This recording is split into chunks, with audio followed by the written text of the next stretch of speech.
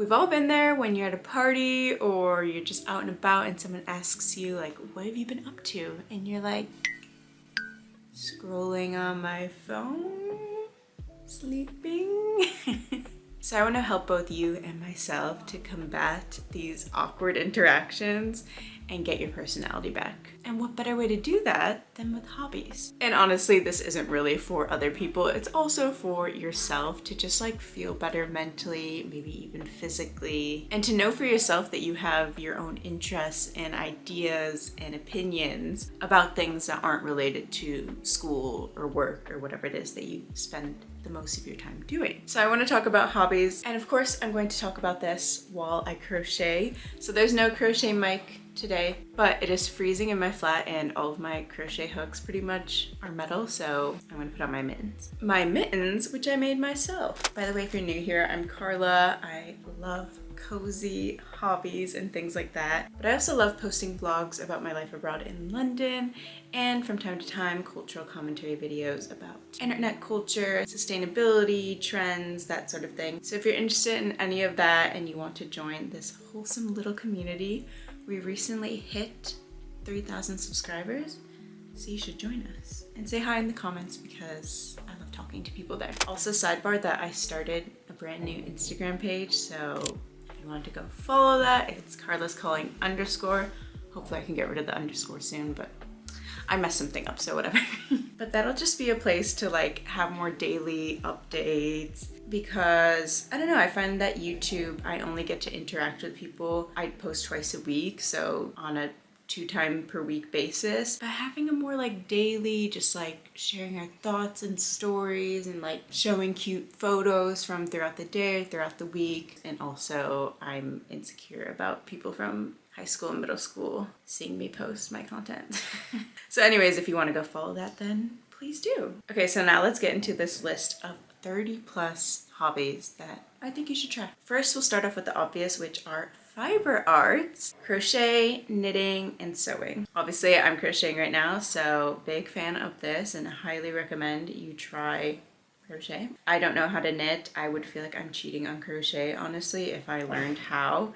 But I must admit, I love the look of knit garments. So it does take longer, but uses less yarn, so take that for what you will. Sewing is definitely less time consuming, I think, than crochet or knitting, because crochet and knit are literally hand making every single stitch in a garment or a plushie or whatever it is that you're knitting / crocheting.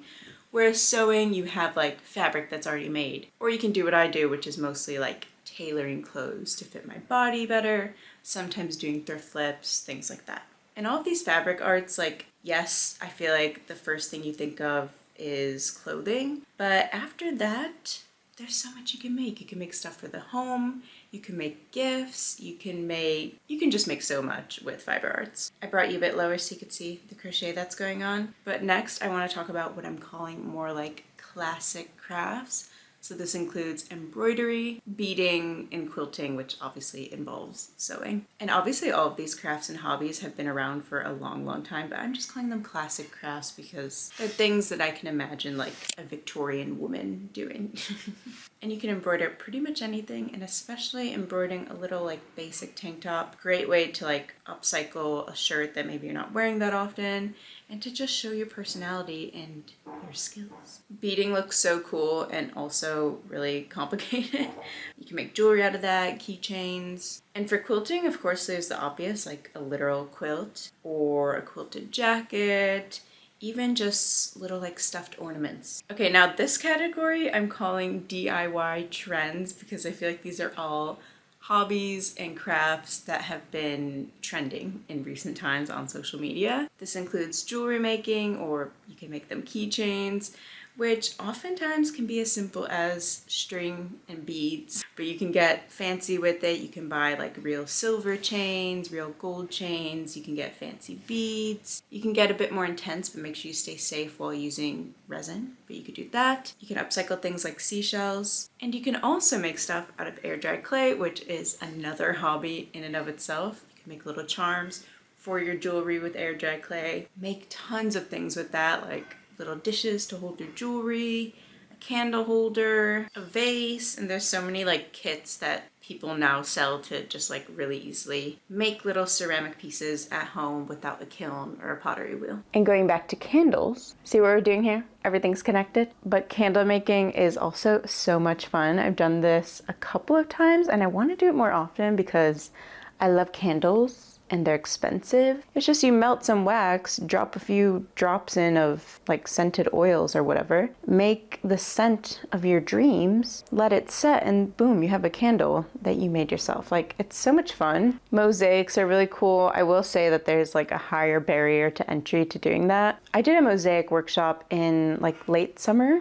Yeah, pretty recently, and that was so much fun. Again, can be a little bit dangerous, so make sure you wear goggles, like maybe go to a workshop first. But this is just a fun little activity, so if you look for inspiration for a project and have something in mind when you go to a workshop, then I think you'd have a lot of fun with that. And because this little mosaic DIY video reminds me of furniture upcycling, that's the next hobby in this little section. This can be as simple as like polishing some wood furniture that you already have, to cutting your own pieces of molding and making an IKEA dresser look vintage or something like that. Like, you can get really creative with this.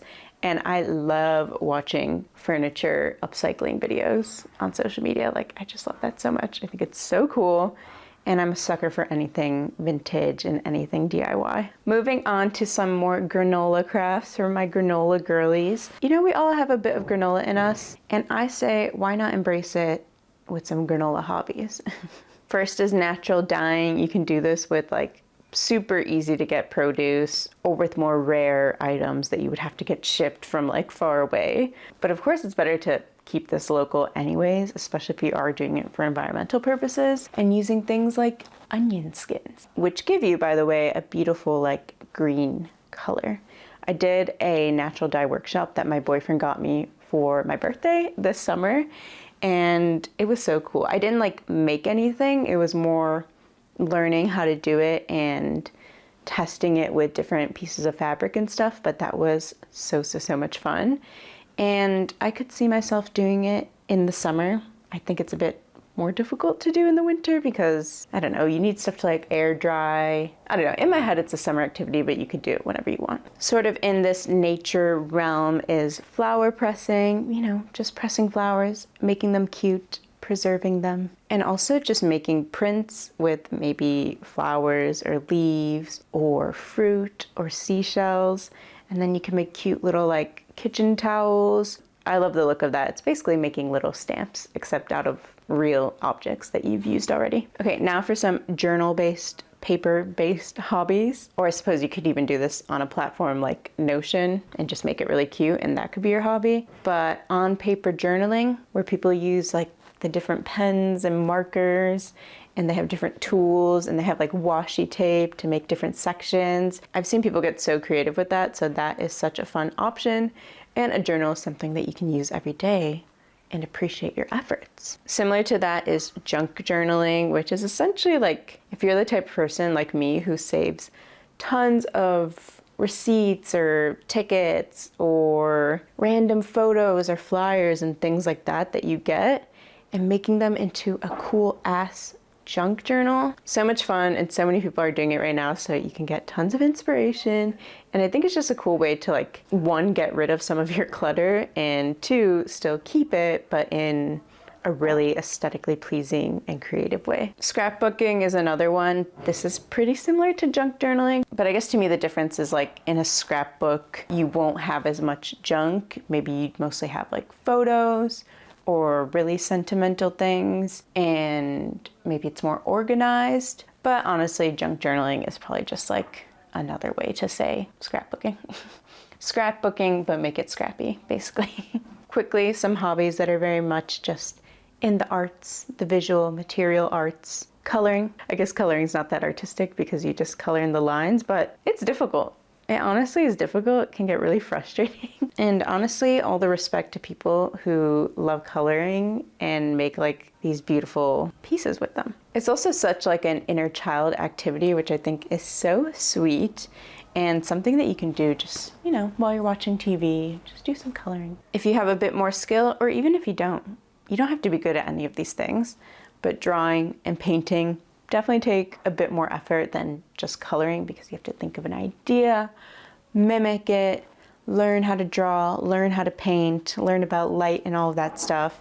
But definitely a fun skill to work on. I used to love drawing and painting, and I was never like particularly good at it, but every time I do it, I'm like, this is fun. I should do that more often. Sticking with the classic arts, photography. Of course, this could be like digital photography, iPhone photography for all I care, but more specifically film photography and instant photography, so Polaroids. There's an element of surprise here because you don't know what the photos are going to look like until you either get them developed or until a few minutes later they develop after coming out of your instant camera. You can just make it your hobby to capture your friends and family, or you can get really artistic with it and really pursue like analog photography as a true craft, an expression of your creativity. I used to be really into film photography, and I still am, like I still take photos, but it used to be like 1 to 2 rolls per month. Quite expensive though, I will say. I want to now end with hobbies for the brain and for the body. For the brain, I'm thinking puzzles, I'm thinking word games, I'm thinking number-based games like Sudoku, and still for the mind, but more for a mental reset. Cozy games that you can play like Stardew Valley, I know people really like, Animal Crossing, games like that. Part of me wants to get into cozy gaming, but honestly I think I'd become kind of obsessed with it and never leave my house, so I might not pursue that for a long time, but it does look like so much fun, so we'll see. And I think for all of these hobbies, there's always going to be some sort of in-person and or online community surrounding it, even for things that maybe you wouldn't traditionally think of as hobbies. And finally, some hobbies for the body. If you're into physical activity, if you're capable, just things like going for long walks, hikes, swimming, surfing. You don't have to be good at any sport to do it as a hobby, as long as you enjoy it and it's just something like fun to do that's not scrolling or working or studying. I think it's a win. If you like to be a bit more social, group sports, if you don't like group sports but still want to be social, a run club, a walk club, going to a rock climbing gym, dance classes where you dance with a partner, or dance classes where you dance alone but you're in a room with a bunch of people dancing. I'm not the type of person who actively seeks out like those sporty, athletic hobbies, but I know that whenever I do them, that I really enjoy them and get so much out of it, so go for it. And especially if you used to be an athlete in school, even if you didn't love it then, you might love it now because you don't have that pressure of like performance or 5 a.m. wake-ups. Those are all of the hobbies that I can think of right now. Let me know if you enjoyed this little round of, and if you want to see more videos like this where I sort of compile a list of things I want to recommend to you. And of course, comment down below if you have any other hobby ideas, if you want to try any of the ones that I mentioned, if you have tried them, share your experience, share tips, because I would love to read about them and respond in the comments. Anyways, I'm just finishing this round, which leaves me at the perfect spot to end this video. As always, thank you so much for being here, and I hope to see you in the next one. Bye!